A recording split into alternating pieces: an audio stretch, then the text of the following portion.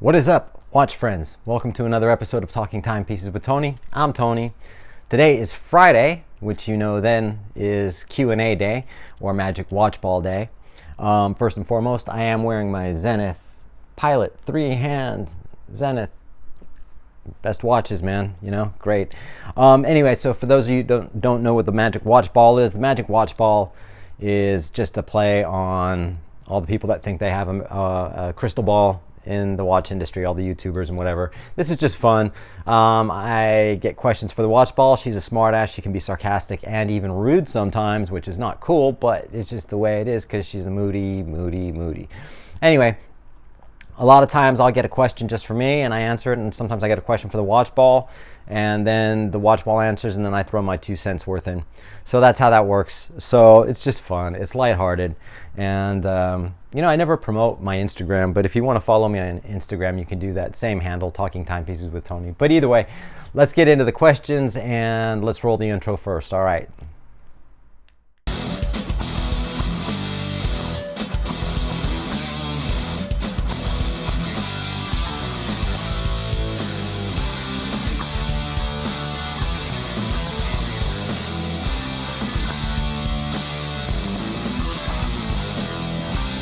Alrighty then, so let's go to the first question. This is just a question for me. Now, this comes from someone named Balkan Shed, and I cut it. There was kind of a long thing, and I cut it off, and I only got this much of it. And I got to remember now from when he first sent this to me. Basically, I'll set the scenario up. I think, and correct me if I'm wrong, that you were recently retired and you're recently getting into luxury watches, and you didn't have any idea how difficult it was to go or to purchase a Rolex. So you went to an AD, you bought a Tudor, I believe, and that was easy, but you hadn't realized how this whole Rolex thing is crazy and you can't buy one. And so you were wondering, this is the question. So my question is, would you recommend that I wait for the call from an AD or from my AD? Okay, this is where he bought his Tudor, and I believe you want a Submariner, a sports model anyway. And so you bought the Tudor and you were asking them about the Submariner. So my question, would you recommend that I wait for the call from the AD where I know that the Rolex is legit and where I pay a retail price, or should I turn to the secondary market? And if yes, do you have any recommendations on secondary market dealers that sell authentic Rolex where I don't have to worry about it being fake? Any advice would be appreciated. Thank you, and keep the videos coming. I am slowly going through your videos and watching them. Thanks, man. I appreciate that.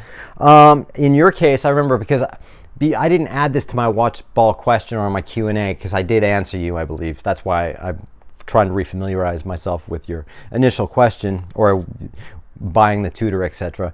And in this case, I don't normally recommend going secondary unless you know, I mean, a lot of people, there's the controversy of the CPO program, which in your case, I wouldn't wait for the AD to call you, since you're, first of all, new to basically Rolex. You bought a Tudor. I don't think that's going to be enough for you to get the Submariner, but it may. I mean, again, I don't know your AD and what your relationship with them is. But having said that, in your case, I think it is best to go on secondary. And I hate to say that because it's really nice buying a brand new Rolex retail, right? And do I have any dealers that I would recommend? And I believe I did recommend some to you. So I did recommend Bucherer for certified pre-owned. Wherever you are in the world, I don't know. I recommended Bob's Watches, Bob's Rolex, David SW, Crown and Caliber, and Watchbox, I believe, is what I recommended to you. I think you'd be okay with any one of those as far as your secondary market Rolex. And then once you buy it, if you don't feel comfortable, there's always those companies do offer you a warranty or a return program. You could always take it to get it authenticated, I suppose, to a dealer, but you should be all right with that. I appreciate your comment, man, and good luck with your future purchases. Average Joe Watch Bro. What's your thoughts on Oris?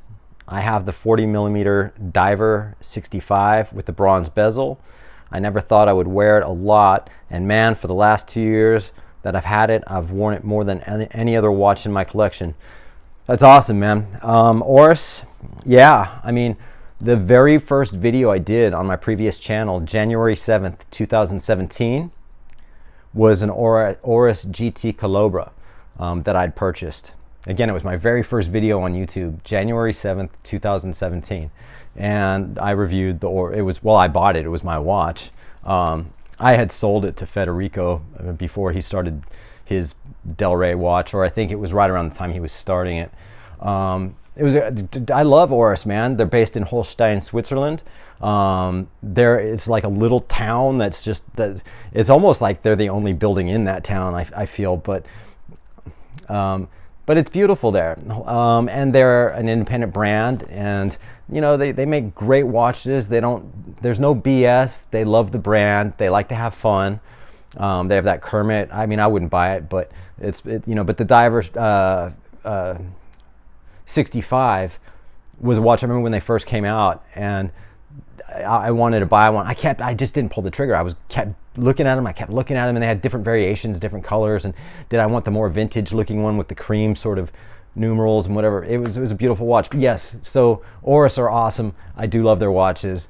And the watch I had, the GT Calabra, Arctic GT Calabra, was limited to 1,000 pieces. Came with beautiful signed documentation from the CEO or the president of Oris. So yeah, great watches, man. Mike Lewis. Anyway, sorry. Average Joe Watch Bro. Appreciate that. Mike Lewis says, I have another question this week. I've mentioned this to Paul Thorpe, and he agrees with me. Certain ADs that sell jewelry also at their location use Rolex as a reward, as long as you buy tens of thousands of jewelry from them. Tens of thousands of dollars of jewelry from them. Then you'll be sold a Rolex at MSRP. My jeweler here in Scottsdale didn't say it to me directly, but hinted. I believe Rolex should seriously start having only Rolex stores, selling also, of course, Tudor, to stop this behavior. That's not a question, dude. That's a statement. I don't know. Did you have a question? I mean, Paul Thorpe agrees with you. Yeah, I mean, whether it's buying other watches or jewelry to build up your spending history, a lot of these ADs do that. There are ADs that are like, say, a Rolex boutique that's just sell Rolex, or just there's various different watch stores that are authorized Rolex dealers. Rolex don't own any of their stores. They're all third party. Those are the authorized dealers. So if they sell jewelry, they sell jewelry. It's like Bindi Jewelers, where I get all my watches. They sell jewelry, not as much now as they used to. I mean, it used to be a huge jewelry, and then they had watches, but now it's just mostly watches and less jewelry.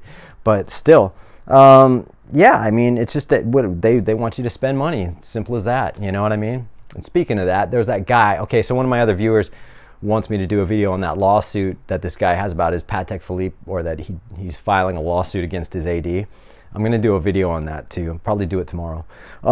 So yeah, I get it, but that's just part of the game, right? And that's kind of what it is. That's them trying to be more selective on who their customers are, to who they're going to sell these Rolex to. You know what I mean? It's said it before. It sucks that the way it is right now, but that's just the way it is. I don't see it changing anytime soon. Paul Thorpe is not wrong in that. So, and again, it just depends on your AD too. You're in Scottsdale, right? I can't remember the name of the store in Scottsdale. There's a couple of people in Scottsdale. One guy's like trying to be a gray market guy, and then there's an actual store, and I can't remember the name of the store. It's a blonde chick and another dude who, anyway, either way, I don't know if that may be your AD. Question for Wacko. Wacko, right here. Wacko's a celebrity, a huge celebrity. I mean, he doesn't like talking to people that are beneath him. All right, so I'm just kidding. Wacko, the Animaniacs. Yes. Question for Wacko. Wacko, and he doesn't talk. He's just going to sort of let me know, and I'll let you know. Okay, question for what? This is from Daniel L. Question for Wacko. F/M/K. I don't know what that means. It's an acronym. People come up with acronyms. Penelope Pussycat, Daisy Duck, Minnie Mouse. I know who Penelope Pitstop is from the Wacky Races, if you remember that, anybody. I don't know who Penelope Pussycat is. Daisy Duck, I don't think I know who that is either. Daisy Duck? I don't know. Was she in the Tiny Toons? Or Minnie Mouse, of course, we know who that is. What do you think? Wacko had and has a longtime crush on his nurse girlfriend.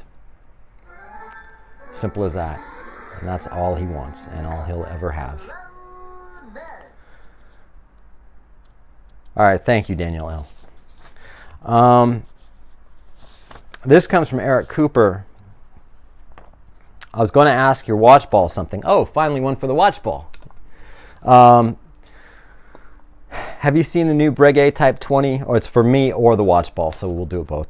Have you seen the new Breguet Type 20 release? I think they're uber cool. Have I ever had a Breguet? Or have I ever had Breguet watches before? If yes, what's your experience? These seem really robust and solid, as in a daily solid. What do you think? Breguet, best of the best. Holy Trinity, for sure. Take AP out of the Holy Trinity, put Breguet in the Holy Trinity. In fact, if the Holy Trinity were just Breguet, Breguet, and Breguet, I'd be satisfied with that. Breguet. There you have it. I agree, man. I think AP should be knocked out of the Holy Trinity and Breguet in the Holy Trinity. Well, Breguet are in the Holy Trinity as far as I'm concerned. The Type 20, that's a new release. And the one I prefer, there was two of them, I think. One of them has a bezel. Let's see, like the fluted bezel. That's the military version. And then the other one's more of a dive with a dive bezel, I believe. Anyway, the military version is what I really like. They have a 7281 caliber that's like got 65 hours of power reserve. It's a really nice watch. It's funny enough, they kind of look like Hanhart. Remember those? A German brand that made military watches back in the war, and they made stopwatches, whatever. Breguet are awesome. Have I ever had one? No. I don't think I have. But I have looked at them, not at Bindi because they don't sell them at Bindi, but in Beverly Hills. You know, I've handled them, and I think Breguet are Louis Abraham Breguet, man, invented the tourbillon, one of the greatest watchmakers of all time. You know what I mean? Yes, Breguet are sick. Yes, does this Type 20? Yeah, it's understated too. You know what I mean? You're not looking at and it is a robust daily wear, man. It's a solid watch. I believe it's around $18,000, $19,000. But you know, it's all relative to what they are. So, yeah, great watches, man. Final question comes from D Vilcor, DVILCOR. Hey, Magic Watch Ball, what is the definitive Rolex Grail piece? Many say the Daytona, but it's never won me over. I think the Rolex Day Date in platinum with ice blue is a true and expensive Rolex Grail piece. What do you think? Absolutely agree with you. The platinum ice blue dial is stunning, absolutely amazing, and that is essentially what a great Grail piece for a Rolex should be. That and the Rainbow Daytona, but you don't like the Daytona. So having said that, yes. All right, and I'll put my 2 cents worth in it. Dude, yeah, I agree, man. I think a true Grail piece is any freaking, or just stay with Rolex. The OP could be a Grail piece. You know, some people don't understand what a Grail piece is something that's, like a Patek Philippe or something of really expensive. Well, someone who doesn't have much, an OP might be their absolutely end-all Grail piece. And once they get that watch, it's a one and done for them. You know what I mean? And so it could be an OP. It could be, like for me, the Batman is a Grail piece. You know what I mean?